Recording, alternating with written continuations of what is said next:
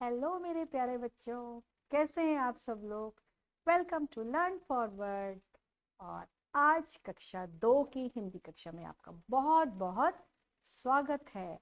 और आज हम लेकर आए हैं आपकी पुस्तिका उजास हिंदी पाठमाला से कौन सा पाठ, पाठ 12 चैप्टर 12, जिसका शीर्षक है, पाठ का नाम है सफेद हंस। तो देखते हैं आज के पाठ में क्या है बच्चों। कुछ एक बात जो बहुत ही जरूरी बात है, पहले वो बताते हैं। जीवन में सफलता पाने के लिए परिश्रमी बनो। हमें जो शिक्षा लेनी है इस पाठ से वो ये है कि हमें अगर अपने जीवन में सफल बनना है तो हमें परिश्रमी बनना पड़ेगा। हमें आलस नहीं करना होगा। परिश्रम ही वह सफेद हंस है जिसके दर्शन मात्र से कभी किसी भी चीज की, किसी भी बात की कमी नहीं रहती है। तो बच्चों, सफेद हंस कोई सफेद हंस नहीं है, वो सचमुच का सफेद हंस नहीं है। सफेद हंस यानी कि परिश्रम ही करना है, तो उसी से हमें किसी चीज की कमी नहीं रहेगी। हमें आलसी नहीं बनना है। तो चलिए हम लेसन स्टार्ट करते हैं। रामदास एक धनी किसान था, लेकिन वह बहुत ही आलसी था, जिसके कारण वह दरिद्र बनता जा रहा था। मतलब कि वह बहुत ही ज्यादा वो गरीब होता जा रहा था, दरिद्रता आती जा रही थी। वह ना तो अपने घर के सामान की देखभाल करता था और ना ही अपनी गाय भैंसों की खोज खबर रखता था। वह कभी भी ना अपने खेत देखने जाता और ना ही खेत खलिहान वगैरह देखने कुछ नहीं जाता था। उसने सब काम किस पर छोड़ रखा था? उसने सब काम अपने नौकर पे छोड़ रखा था। उसके आलस्य और कुप्रबंध के कारण उसके सारी व्यवस्था बिगड़ गई थी। कुप्रबंध मतलब कि बिल्कुल कोई चीज मैनेज नहीं कर रखा था, सब चीजें नौकरों पे छोड़ी हुई थी कि वो कर देगा वो कर देगा, वो कुछ देखता ही नहीं था। तो इससे उसके घर का जो मैनेजमेंट था, उसकी सारी व्यवस्था, घर में ये होना है, ऐसा होना है, सब कुछ बिगड़ा हुआ था बिल्कुल। एक दिन रामदास का मित्र श्यामलाल उसके घर आया। श्यामलाल ने रामदास के घर का हाल देखा। उसने उसने यह समझ लिया कि समझाने से आलसी रामदास अपना स्वभाव नहीं छोड़ेगा। इसलिए उसने अपने मित्र रामदास की भलाई करने के लिए एक उपाय सोचा। और उससे क्या उपाय सोचा बताते हैं। उसने कहा, मित्र, तुम्हारी विपत्ति मतलब कि तुम्हारी परेशानी, विपत्ति का मतलब है तुम्हारी जो परेशानी है तुम्हारे, उसको देखकर मुझे बड़ा दुख हो रहा है। परंतु तुम्हारी दरिद्रता को दूर करने का एक सरल उपाय, बहुत ही आसान एक जो तरकीब है, आसान उपाय वो है मेरे। सरल मतलब आसान उपाय है, मैं जानता हूँ। श्यामलाल की बात सुनकर रामदास ने उत्सुकता से कहा, मित्र, कृपा करके मुझे वह उपाय बता दो, मैं उसे अवश्य करूंगा।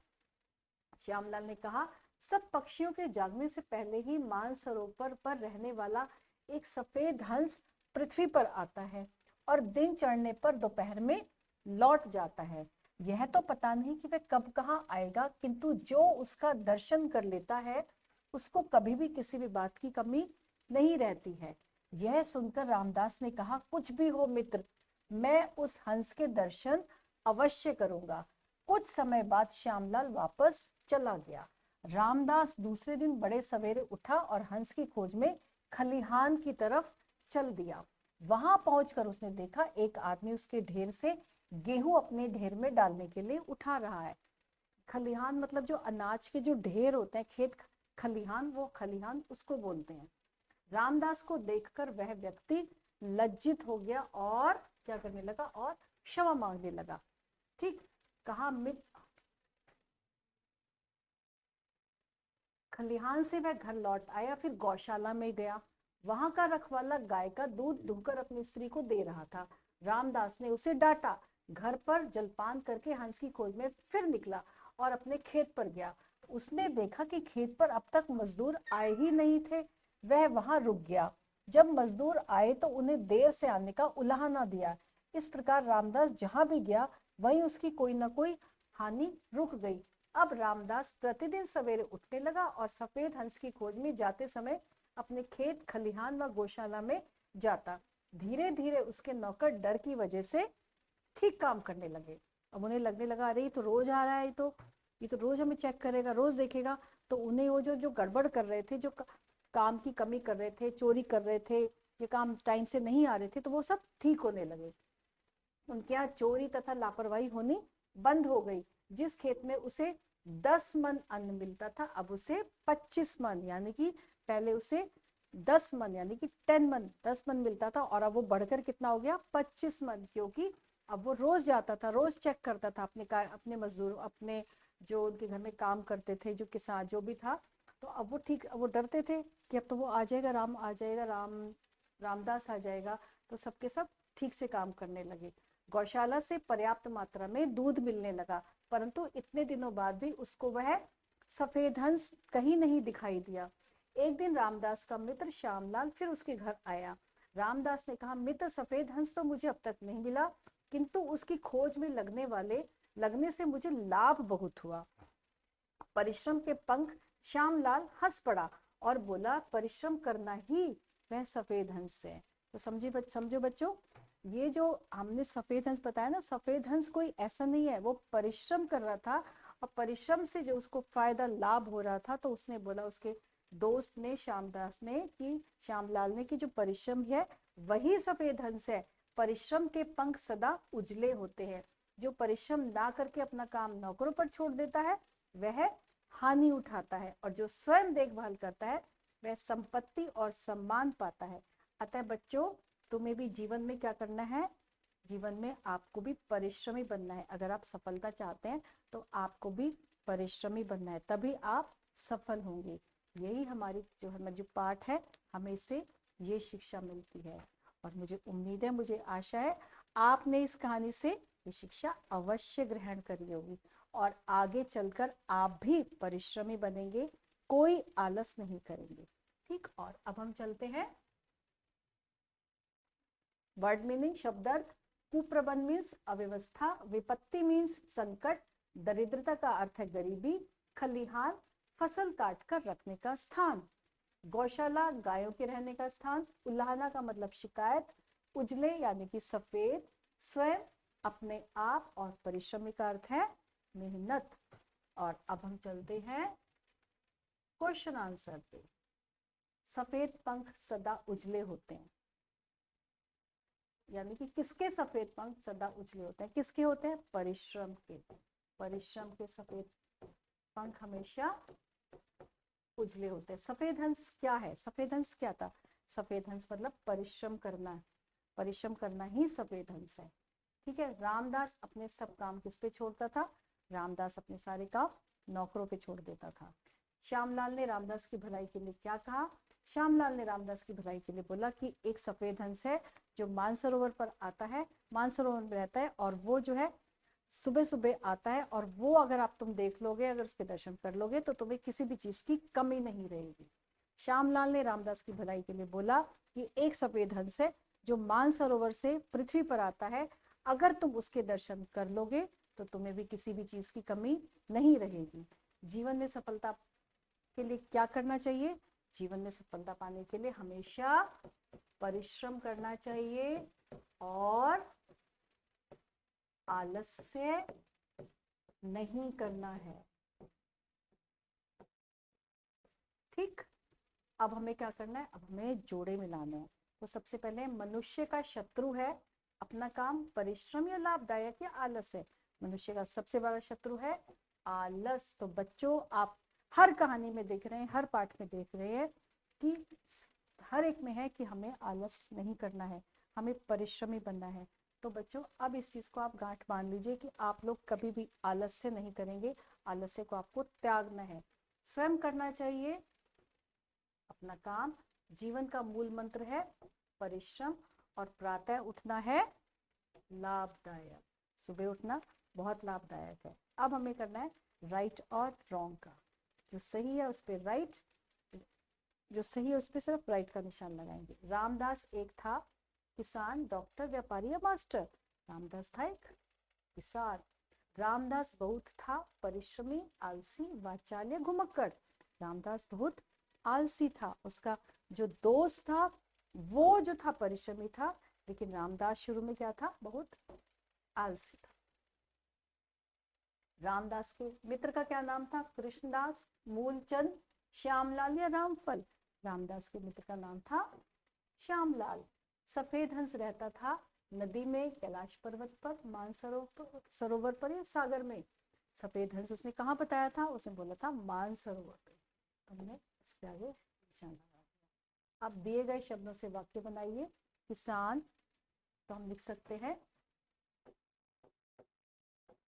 रामदास एक आलसी क्या था? डॉक्टर था। कौन था? रामदास एक आलसी किसान था। विपत्ति, विपत्ति का अर्थ है परेशानी या कुछ, तो हम यहाँ पे लिख सकते हैं विपत्ति हमें मुसीबत, विपत्ति का मुसीबत, हमें विपत्ति से कभी घबराना नहीं चाहिए। हमें विपत्ति से